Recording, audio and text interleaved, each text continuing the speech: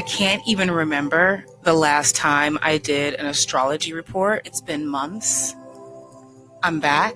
Let's do it. I woke up in the new moon energy of Aquarius, and it just feels like the right time. So I'm going to do this a little bit differently than before.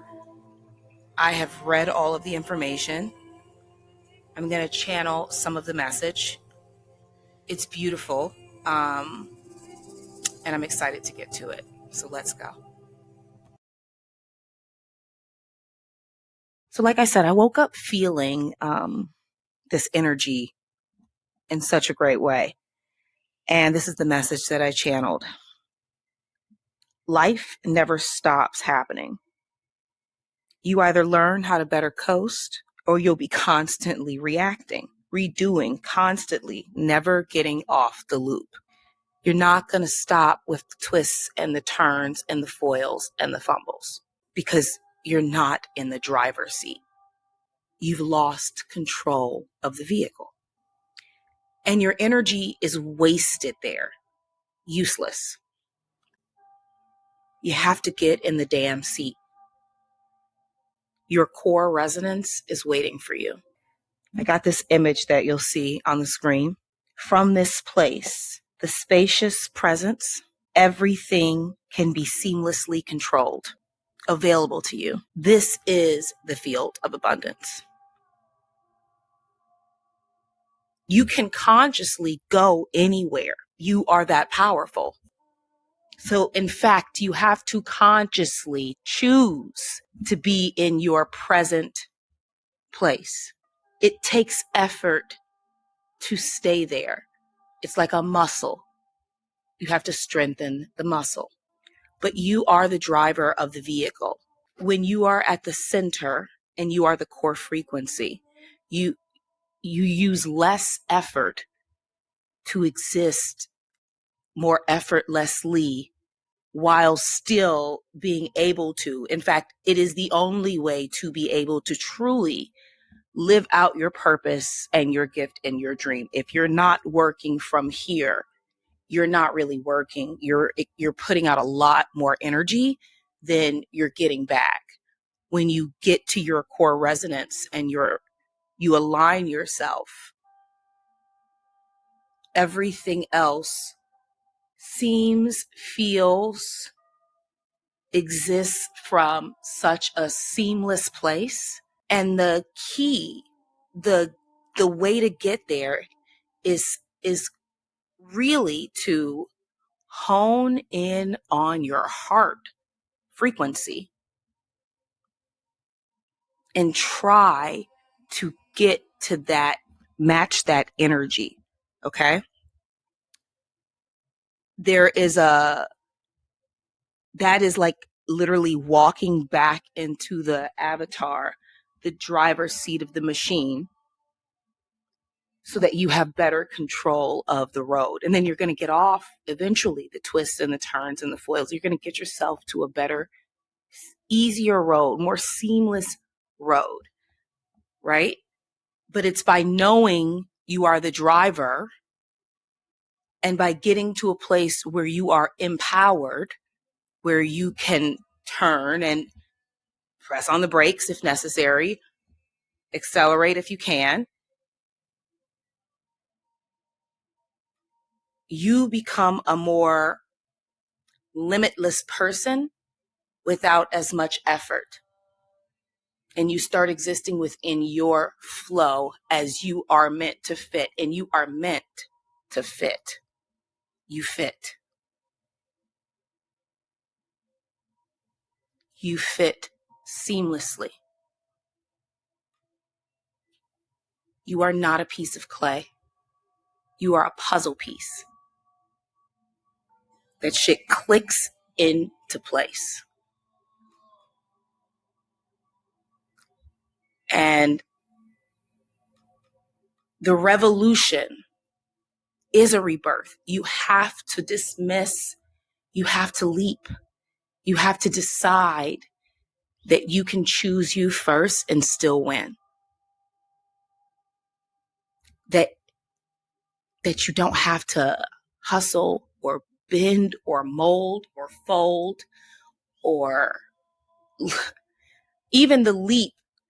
It's really a surrendering to the process around you without being in constant resistance to everything or measuring it up because it's not enough, or like everything always being a fucking mess. Why is everything always a mess, right? Like when you get into place, you're like the leader on the board and you know how to, you're a competent human, right? Imagine when you click into your resonance, you become the master leader of the board. And the things that don't matter, they do have to leave the board. The things that do matter have to become bigger buttons. There is a reshifting that takes place. It's natural. That is what chemistry is. It's chaos and order, both existing simultaneously. So this new moon, dedicate just an hour to yourself to find out where your heart is and meet there. Magical things will happen. If you need help getting to your core frequency, check out my Preserve and Protect Your Energy document. There are 13 exercises there. I have one more full lesson coming with like six lessons in one chapter. Sorry. That includes everything about the auras, all about the chakras, including how to cleanse them, hand alchemy, and how to charge up your hands, how to give your house energy cleansing, what energy is, studies on energy, lectures by me. New moon is at 20 degrees Aquarius, around 5:30 EST today. And Aquarius has been really a heavy hitter recently. Mercury's in Aquarius, Pluto is in Aquarius. It is the Aquarian age.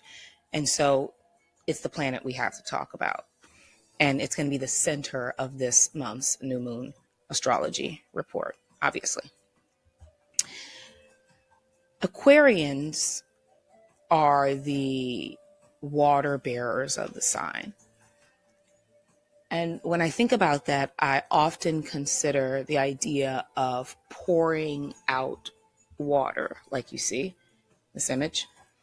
And that is literally a combination of air and water.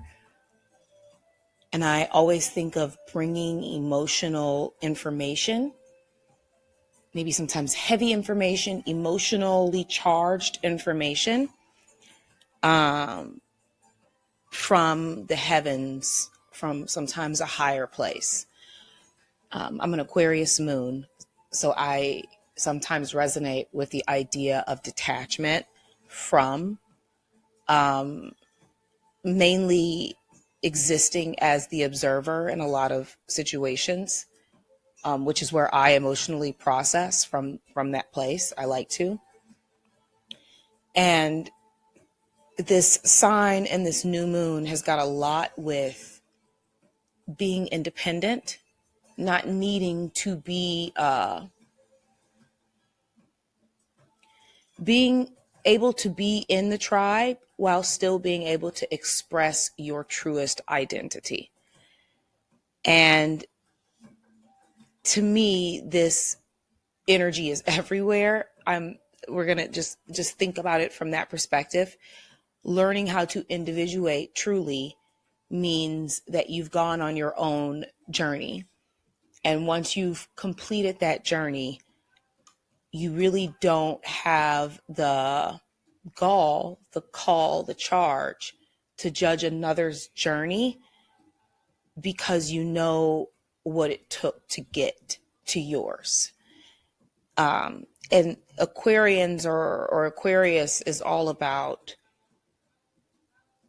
allowing the individual to express itself openly without the fear of rejection, and recognizing that because people can be very tribal, we have to remain somewhat outside so that we can keep an objective glance on how the tribe is emotionally processing information. And I think the season of Aquarius works just like probably someone with a lot of planets in Aquarius, or an Aquarius sun, moon, rising,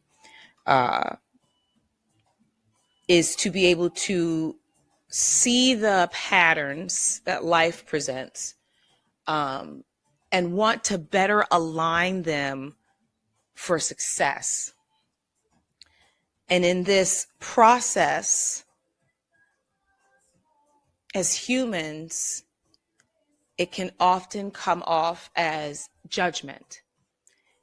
And I think that this new moon is requiring us to take a larger, less opinionated, more objective view at society as a whole, as individuals, because the world is actually in here being projected out.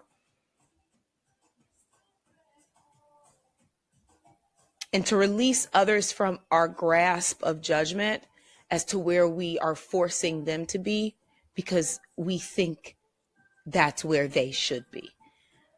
And allowing for more independence of humanity is, to me, what this new moon represents from that particular direction, just thinking about it from the Aquarian perspective. When I distill this down, and I look at the I Ching gene keys and the human design profile, we're going to go there next. A couple of things come up that I think are really poignant about this season and what we can learn from it. So this is the 49th gate in human design. And the title of this for human design, gene keys, and I Ching is Revolution, the Gate of Principles. Okay. So this gate, I'm just going to read what this says because I think it perfectly sums it up.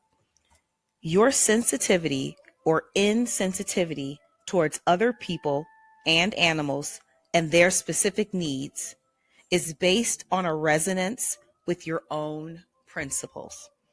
In other words, the people you accept into your circle are those willing to stand by you and support your principles. The rest you will be inclined to reject. I don't know about you, but recently on social media, I have been feeling like it's the Salem witch trials. And so I find myself needing to exit because it feels a lot like pointing, shaming, and then like throwing tomatoes. And then like we move on to the next target and we point, shame, and throw tomatoes. And I think that we are experiencing this energy in real time, and that with the new moon and this energy being here for us to shift, I think it's pertinent that we look at this from a larger perspective. Aquarius, water bearer. Let's take the highly emotional charged energy and like deliver a message. That's what I'm doing. About this energy. Okay. This energy is particularly focused on food and food distribution, people who have enough to eat or don't, and the need to go to war.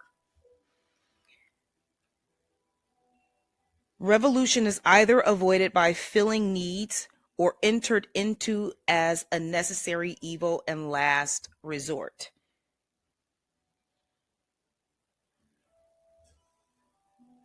The things that make you nervous are the fear of rejection and the consequences of unpredictability.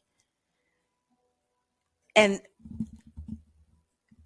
it's the energy of war being played out on the microcosm scale and the macrocosm scale, where each of us are participating in a portion of the what we consider the disruptions of society. And I don't know about you, but I know that I've noticed it in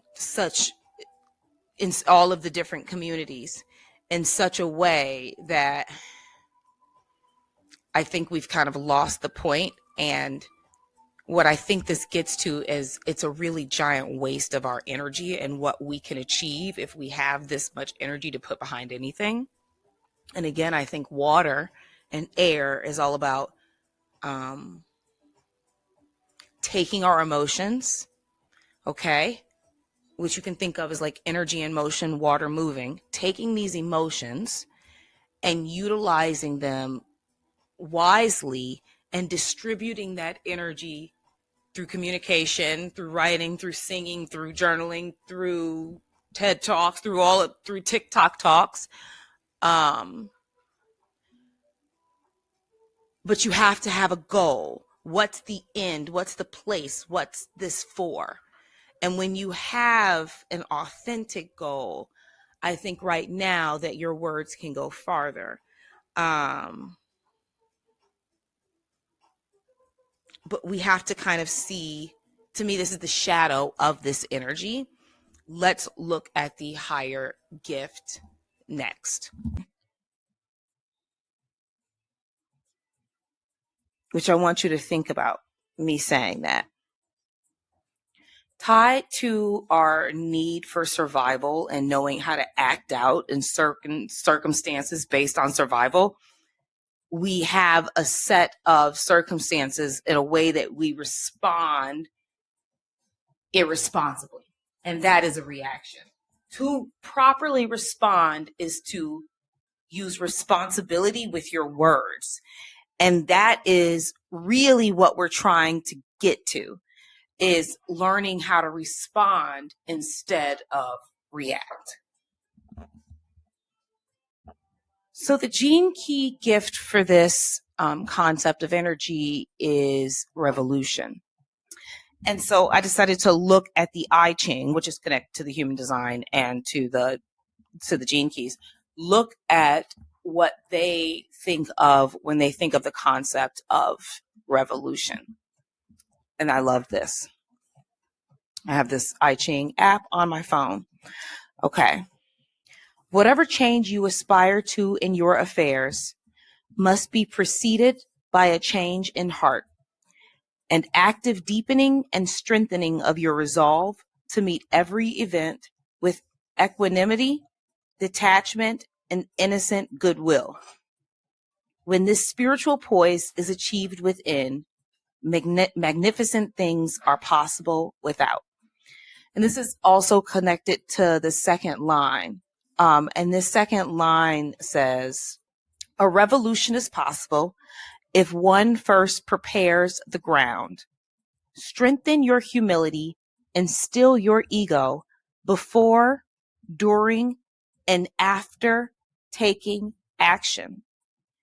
Strengthen your humility and still your ego before, during, and after taking action. That to me is a mantra. I strengthen my humility and still my ego, and then I take the action. Then I think about the action, and then as I ponder about the action, powerful words there. I find that to be really cool. So the gene key gift for this concept of energy is revolution. And so I decided to look at the I Ching, which is connected to the human design and to the gene keys. Look at what they think of when they think of the concept of revolution. And I love this. I have this I Ching app on my phone. Okay. Whatever change you aspire to in your affairs must be preceded by a change in heart, an active deepening and strengthening of your resolve to meet every event with equanimity, detachment, and innocent goodwill. When this spiritual poise is achieved within, magnificent things are possible without. And this is also connected to the second line. And this second line says, a revolution is possible if one first prepares the ground. Strengthen your humility and still your ego before, during, and after taking action. Strengthen your humility and still your ego before, during, and after taking action. That to me is a mantra. I strengthen my humility and still my ego, and then I take the action. Then I think about the action. And then as I ponder about the action, powerful words there. I find that to be really cool. So the next energy that we're going to be discussing is the energy of the tarot. And this tarot is associated with the swords, the Ace of Swords and the Princess of Swords and the Knight of Cups. And I think there's some awesome insight here. And this will be where we really distill the information down as far as we can so that you can get everything from this reading the day. So the Princess of Swords is often called, now I have two tarot decks here, I'm sorry. I've got the Invisible Tarot. You can find links to these in the show notes. And then I have the Hermetic Tarot set. These are my favorite tarot sets to use for reading. First off, we've got the Princess of Swords, and it is the Princess of the Rushing Winds. If you look at the transparent version of this tarot spread, you get this tiny little girl. She's a princess. She's a baby. And she's got a new sharp dagger that she wants to play with. She's got a new idea. Swords represent air. Air represents mental thinking, the ability to fire off those neurons, right? What we're thinking about, and how we're processing information from the metaphysical into the physical.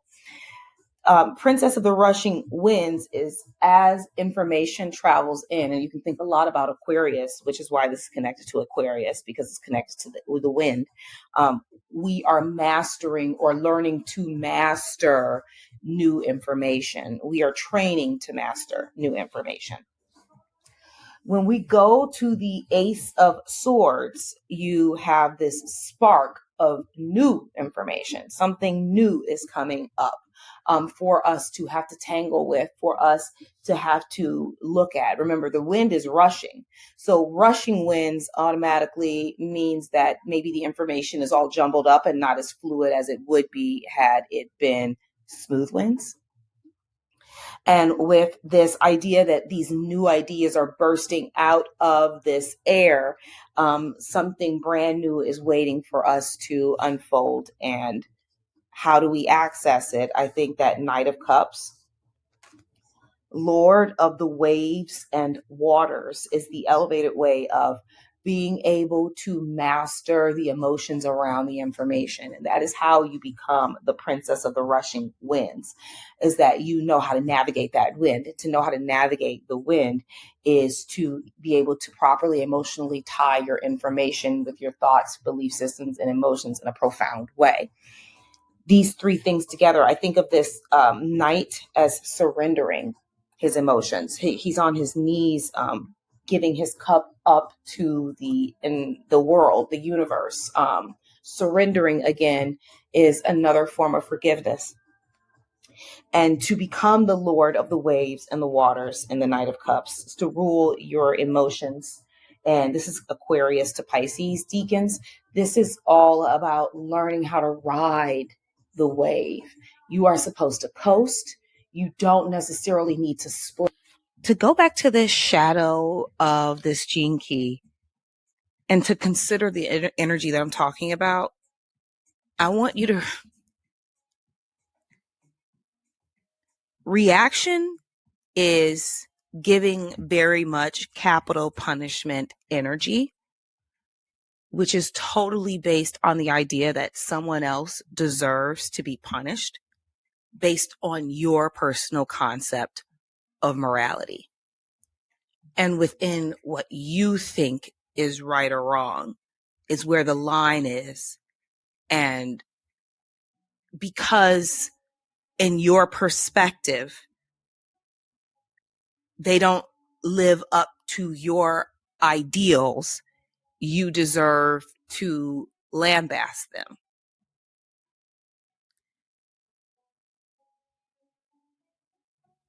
And the energy of that is so toxic because it's literally praying for the downfall of someone else because you don't like them.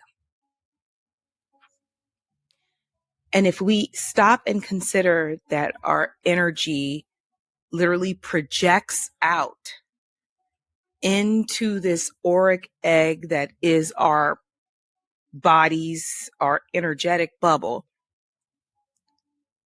and that energy never gets destroyed, it stays. It has to go somewhere. Within your projection, you are asking to see another person suffer to make you feel good about where you stand morally. And if we look at this energy very micro, that's just within our social hierarchy structure, right?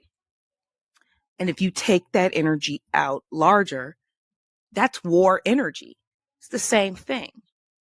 And we can't ask for peace in a world if we can't find peace within. We have to practice what we want to exist.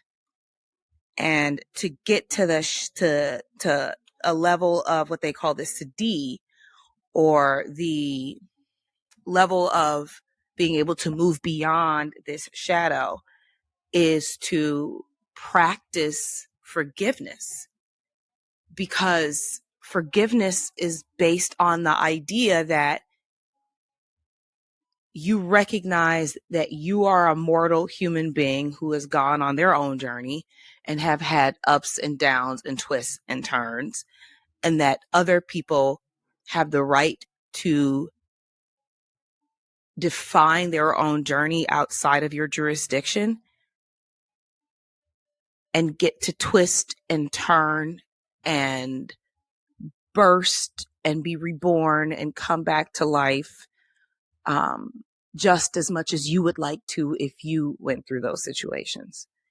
And as a practice, try as an exercise in forgiveness that the next person you're talking shit about, so you know we be talking shit, in your head, you don't have to do this out loud, in your head, if you can catch yourself talking shit, stop and send them well wishes instead. And you think, I'm going to send them well wishes. I don't want them to do well. I want them to burn in hell. Probably is what you want to say. And this is not even Christian talk, but that's how you're really kind of feeling, right? Based on how you feel about them, you want them to suffer, and thus would not want to send them any well wishes. When in reality, they probably wouldn't have caused you so much suffering if they had those well wishes for themselves, right? And when you recognize that it probably is a measurement of suffering, they're suffering worse than you, and that it's causing them to make decisions and choices and do things that within their perspective might be okay for right now, because we all do whatever we need to do from survival, based on what we think is the right line. If you instead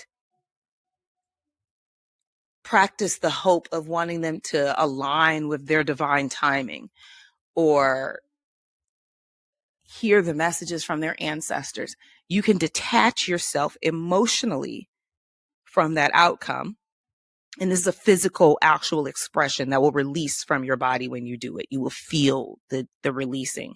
But because it's all from your own perspective, and this is your energy bubble, you're actually throwing tomatoes at another version of yourself that you're rejecting.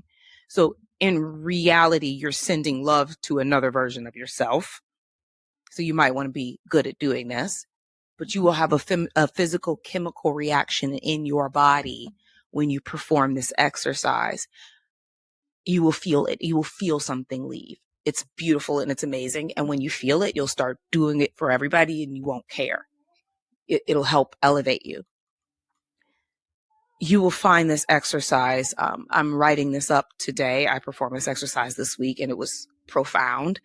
I got the download for this exercise and I'm going to be adding it to my Preserve and Protect Your Energy course. I have about 8 new lessons, from everything from how to clear your aura to how to charge up your chakras, in this course that are going to be going live next week, and the price is going to raise. I've just been finished editing things and shooting new video content.